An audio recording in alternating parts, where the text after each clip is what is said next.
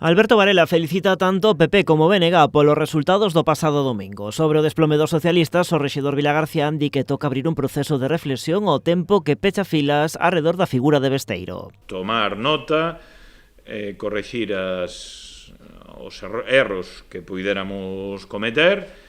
Eso sí, temos un proxecto por diante, cun líder forte, que ten o respaldo do partido. O alcalde di que a Xunta de Alfonso Rueda atopará no goberno local un aliado na defensa dos intereses da cidade que, dixo, padece unha débeda histórica. Que esta colaboración sexa de man tendida, como fixemos nestes 9 anos, non quere decir que non vayamos a ser exixentes co que entendemos que é unha débeda histórica que se ten con esta cidade e que está moi lonxe de correxirse.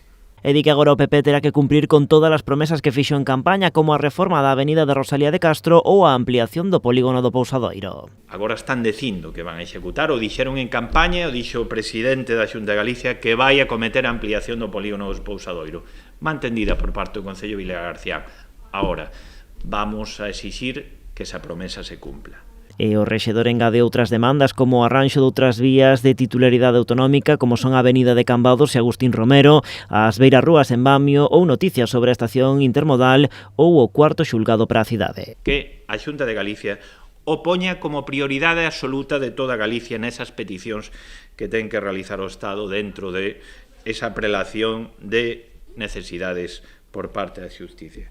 O alcalde aproveita tamén para poñer en dúbida os datos sobre investimentos da Xunta na cidade que o PP local cifra en 85 millóns. Varela reduce o dato porque lembra nese total os populares están contando proxectos que aínda están en execución ou que nin tan sequera comezaron, como é o caso do centro de saúde.